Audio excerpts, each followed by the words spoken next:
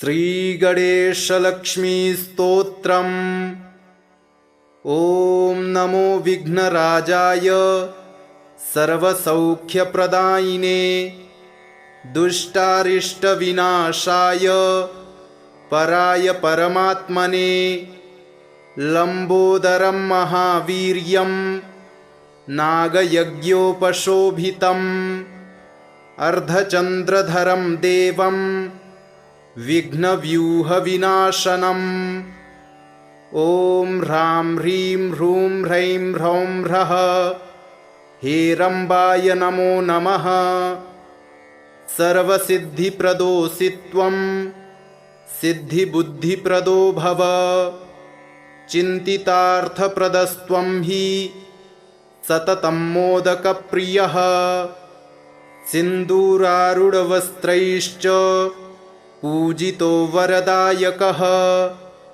इदं गणपतिस्तोत्रं यः पठेद्भक्तिमान् नरः तस्य देहं च गेहं च स्वयं लक्ष्मीर्न मुञ्चति।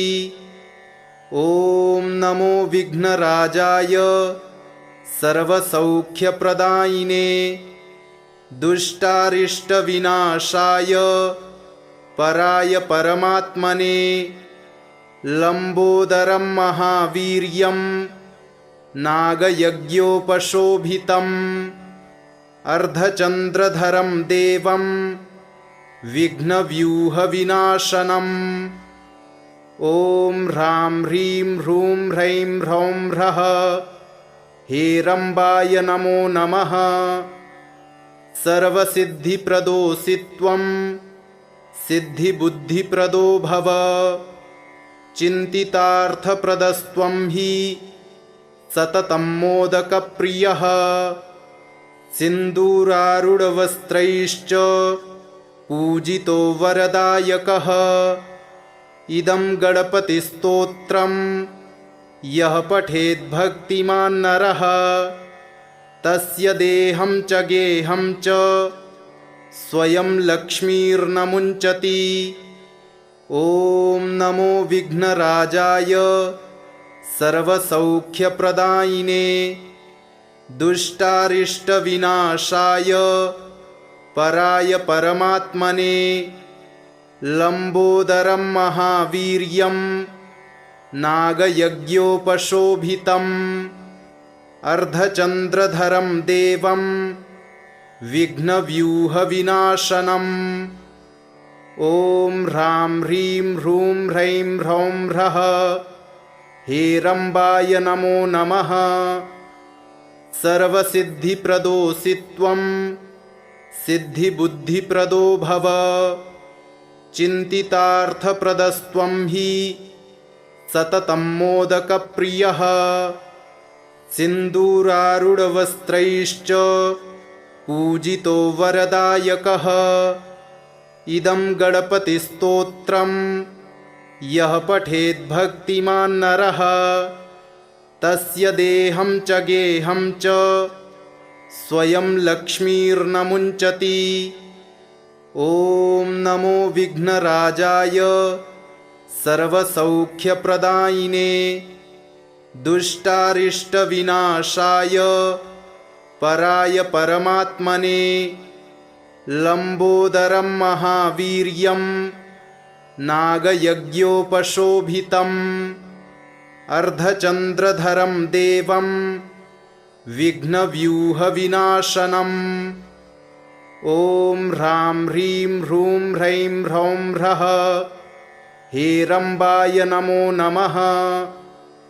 सर्वसिद्धिप्रदोऽसि त्वं सिद्धिबुद्धिप्रदो भव।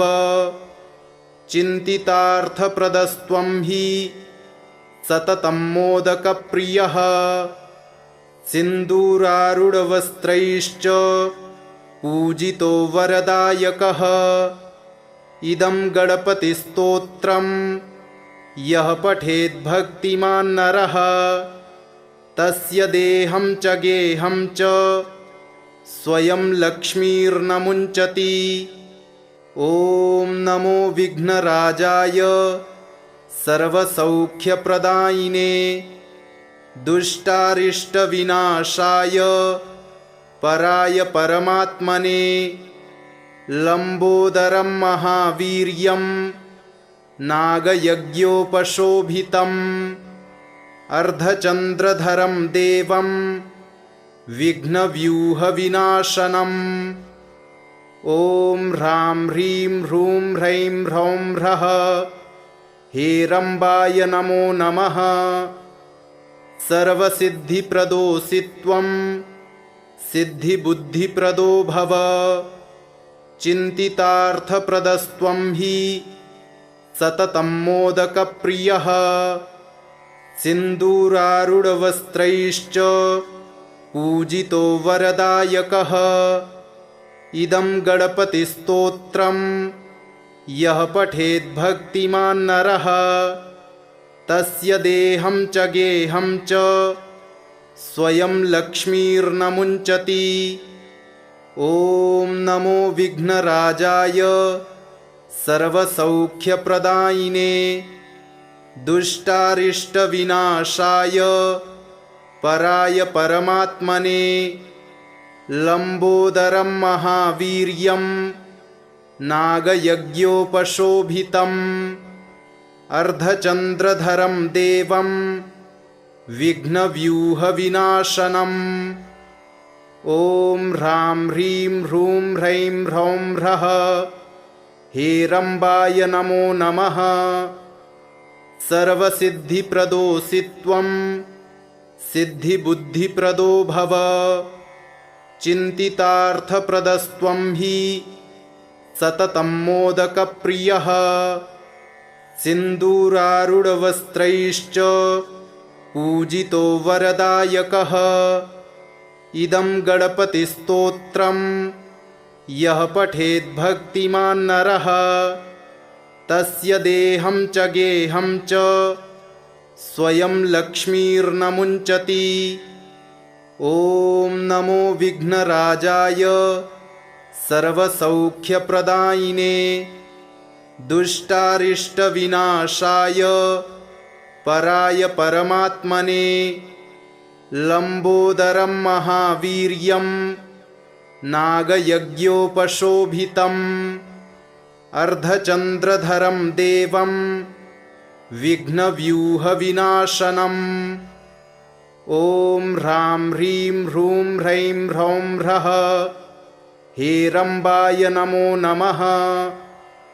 सर्वसिद्धिप्रदोऽसि त्वं सिद्धिबुद्धिप्रदो भव चिन्तितार्थप्रदस्त्वं हि सततं मोदकप्रियः सिन्दूरारूढवस्त्रैश्च पूजितो वरदायकः इदं गणपतिस्तोत्रं यः पठेद्भक्तिमान् नरः तस्य देहं च गेहं च स्वयं लक्ष्मीर्न मुञ्चति।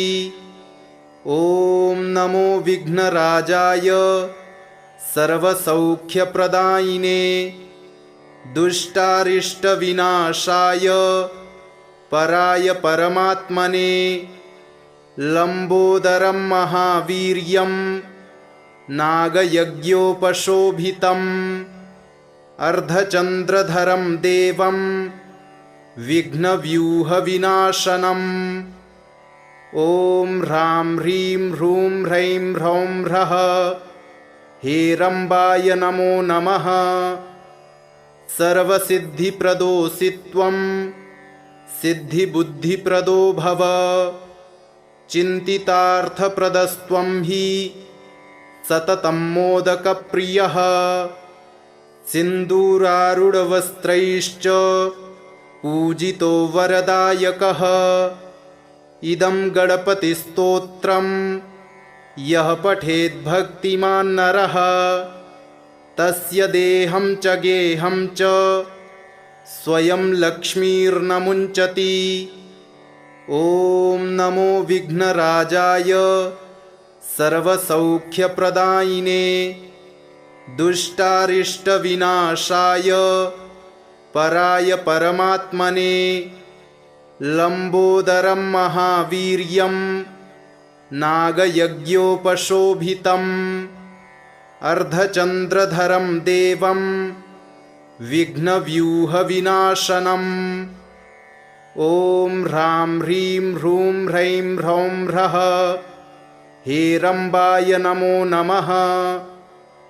सर्वसिद्धिप्रदोऽसि त्वं सिद्धिबुद्धिप्रदो भव चिन्तितार्थप्रदस्त्वं हि सततं मोदकप्रियः सिन्दूरारूढवस्त्रैश्च पूजितो वरदायकः इदं गणपतिस्तोत्रम् यः पठेद्भक्तिमान् नरः तस्य देहं च गेहं च स्वयं लक्ष्मीर्न मुञ्चति। ॐ नमो विघ्नराजाय सर्वसौख्यप्रदायिने दुष्टारिष्टविनाशाय पराय परमात्मने लम्बोदरं महावीर्यं नागयज्ञोपशोभितम् अर्धचन्द्रधरं देवं विघ्नव्यूहविनाशनम् ॐ ह्रां ह्रीं ह्रूं ह्रैं ह्रौं ह्रः हेरम्बाय नमो नमः। सर्वसिद्धिप्रदोऽसि त्वं सिद्धिबुद्धिप्रदो भव चिन्तितार्थप्रदस्त्वं हि सततं मोदकप्रियः सिन्दूरारूढवस्त्रैश्च पूजितो वरदायकः इदं गणपतिस्तोत्रम् यः पठेद्भक्तिमान् नरः तस्य देहं च गेहं च स्वयं लक्ष्मीर्न मुञ्चति। ॐ नमो विघ्नराजाय सर्वसौख्यप्रदायिने दुष्टारिष्टविनाशाय पराय परमात्मने लम्बोदरं महावीर्यं नागयज्ञोपशोभितम् अर्धचन्द्रधरं देवं विघ्नव्यूहविनाशनम् ॐ ह्रां ह्रीं ह्रूं ह्रैं ह्रौं ह्रः हेरम्बाय नमो नमः। सर्वसिद्धिप्रदोऽसि त्वं सिद्धिबुद्धिप्रदो भव चिन्तितार्थप्रदस्त्वं हि सततं मोदकप्रियः सिन्दूरारूढवस्त्रैश्च पूजितो वरदायकः इदं गणपतिस्तोत्रम् यः पठेद्भक्तिमान् नरः तस्य देहं च गेहं च स्वयं लक्ष्मीर्न मुञ्चति। ॐ नमो विघ्नराजाय सर्वसौख्यप्रदायिने दुष्टारिष्टविनाशाय पराय परमात्मने लम्बोदरं महावीर्यं नागयज्ञोपशोभितम् अर्धचन्द्रधरं देवं विघ्नव्यूहविनाशनम् ॐ ह्रां ह्रीं ह्रूं ह्रैं ह्रौं ह्रः हेरम्बाय नमो नमः। सर्वसिद्धिप्रदोऽसि त्वं सिद्धिबुद्धिप्रदो भव चिन्तितार्थप्रदस्त्वं हि सततं मोदकप्रियः सिन्दूरारूढवस्त्रैश्च पूजितो वरदायकः इदं गणपतिस्तोत्रम् यः पठेद्भक्तिमान् नरः तस्य देहं च गेहं च स्वयं लक्ष्मीर्न मुञ्चति। ॐ नमो विघ्नराजाय सर्वसौख्यप्रदायिने दुष्टारिष्टविनाशाय पराय परमात्मने लम्बोदरं महावीर्यं नागयज्ञोपशोभितम् अर्धचन्द्रधरं देवं विघ्नव्यूहविनाशनम् ॐ ह्रां ह्रीं ह्रूं ह्रैं ह्रौं ह्रः हेरम्बाय नमो नमः। सर्वसिद्धिप्रदोऽसि त्वं सिद्धिबुद्धिप्रदो भव। चिन्तितार्थप्रदस्त्वं हि सततं मोदकप्रियः। सिन्दूरारूढवस्त्रैश्च पूजितो वरदायकः। इदं गणपतिस्तोत्रं यः पठेद्भक्तिमान् नरः तस्य देहं च गेहं च स्वयं लक्ष्मीर्न मुञ्चति। ॐ नमो विघ्नराजाय सर्वसौख्यप्रदायिने दुष्टारिष्टविनाशाय पराय परमात्मने। लम्बोदरं महावीर्यं नागयज्ञोपशोभितम् अर्धचन्द्रधरं देवं विघ्नव्यूहविनाशनम्। ॐ ह्रां ह्रीं ह्रूं ह्रैं ह्रौं ह्रः हेरम्बाय नमो नमः। सर्वसिद्धिप्रदोऽसि त्वं सिद्धिबुद्धिप्रदो भव। चिन्तितार्थप्रदस्त्वं हि सततं मोदकप्रियः। सिन्दूरारूढवस्त्रैश्च पूजितो वरदायकः। इदं गणपतिस्तोत्रं यः पठेद्भक्तिमान् नरः तस्य देहं च गेहं च स्वयं लक्ष्मीर्न मुञ्चति। ॐ नमो विघ्नराजाय सर्वसौख्यप्रदायिने दुष्टारिष्टविनाशाय पराय परमात्मने।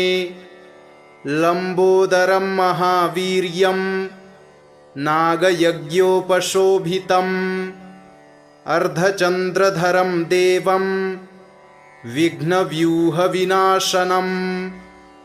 ॐ ह्रां ह्रीं ह्रूं ह्रैं ह्रौं ह्रः हेरम्बाय नमो नमः। सर्वसिद्धिप्रदोऽसि त्वं सिद्धिबुद्धिप्रदो भव। चिन्तितार्थप्रदस्त्वं हि सततं मोदकप्रियः।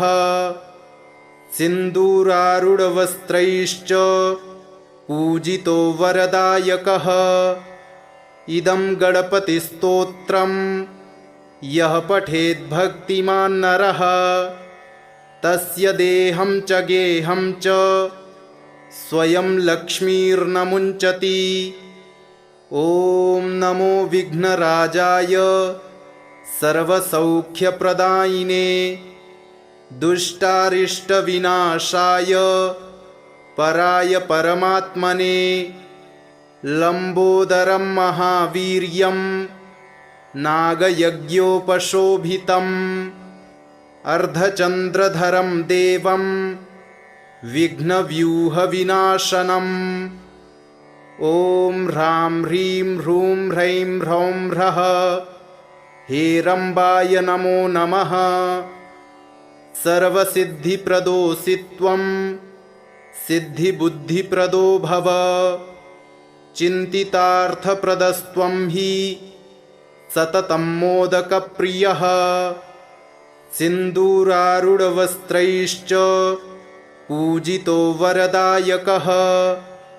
इदं गणपतिस्तोत्रं यः पठेद्भक्तिमान् नरः तस्य देहं च गेहं च स्वयं लक्ष्मीर्न मुञ्चति।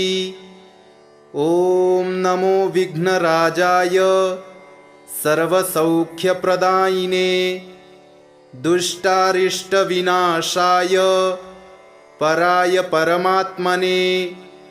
लम्बोदरं महावीर्यं नागयज्ञोपशोभितम् अर्धचन्द्रधरं देवं विघ्नव्यूहविनाशनम्। ॐ ह्रां ह्रीं ह्रूं ह्रैं ह्रौं ह्रः हेरम्बाय नमो नमः। सर्वसिद्धिप्रदोऽसि त्वं सिद्धिबुद्धिप्रदो भव। चिन्तितार्थप्रदस्त्वं हि सततं मोदकप्रियः। सिन्दूरारूढवस्त्रैश्च पूजितो वरदायकः।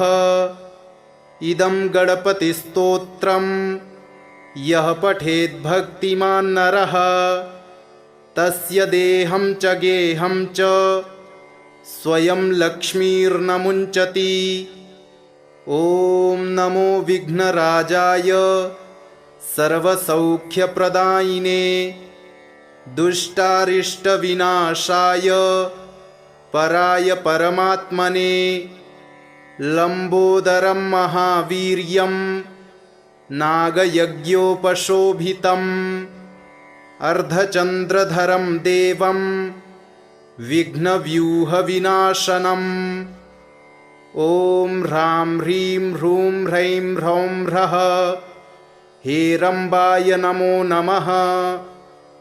सर्वसिद्धिप्रदोऽसि त्वं सिद्धिबुद्धिप्रदो भव।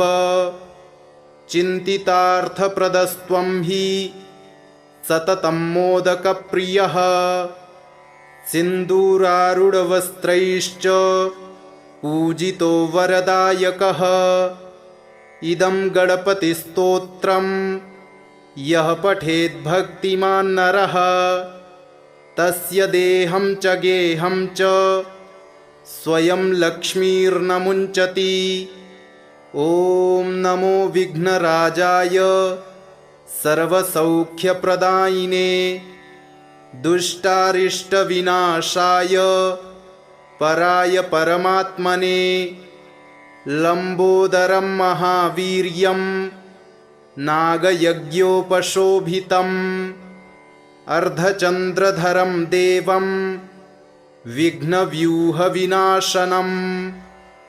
ॐ ह्रां ह्रीं ह्रूं ह्रैं ह्रौं ह्रः हेरम्बाय नमो नमः। सर्वसिद्धिप्रदोऽसि त्वं सिद्धिबुद्धिप्रदो भव। चिन्तितार्थप्रदस्त्वं हि सततं मोदकप्रियः।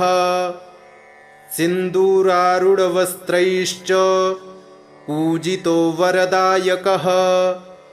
इदं गणपतिस्तोत्रं यः पठेद्भक्तिमान् नरः तस्य देहं च गेहं च स्वयं लक्ष्मीर्न मुञ्चति। ॐ नमो विघ्नराजाय सर्वसौख्यप्रदायिने दुष्टारिष्टविनाशाय पराय परमात्मने। लम्बोदरं महावीर्यं नागयज्ञोपशोभितम् अर्धचन्द्रधरं देवं विघ्नव्यूहविनाशनम्। ॐ ह्रां ह्रीं ह्रूं ह्रैं ह्रौं ह्रः हेरम्बाय नमो नमः। सर्वसिद्धिप्रदोऽसि त्वं सिद्धिबुद्धिप्रदो भव। चिन्तितार्थप्रदस्त्वं हि सततं मोदकप्रियः। सिन्दूरारूढवस्त्रैश्च पूजितो वरदायकः। इदं गणपतिस्तोत्रं यः पठेद्भक्तिमान् नरः तस्य देहं च गेहं च स्वयं लक्ष्मीर्न मुञ्चति। ॐ नमो विघ्नराजाय सर्वसौख्यप्रदायिने दुष्टारिष्टविनाशाय पराय परमात्मने। लम्बोदरं महावीर्यं नागयज्ञोपशोभितम् अर्धचन्द्रधरं देवं विघ्नव्यूहविनाशनम्। ॐ ह्रां ह्रीं ह्रूं ह्रैं ह्रौं ह्रः हेरम्बाय नमो नमः। सर्वसिद्धिप्रदोऽसि त्वं सिद्धिबुद्धिप्रदो भव। चिन्तितार्थप्रदस्त्वं हि सततं मोदकप्रियः। सिन्दूरारूढवस्त्रैश्च पूजितो वरदायकः। इदं गणपतिस्तोत्रं यः पठेत् भक्तिमान् नरः तस्य देहं च गेहं च स्वयं लक्ष्मीर्न मुञ्चति। इति श्री गणपतिलक्ष्मीस्तोत्रं सम्पूर्णम्।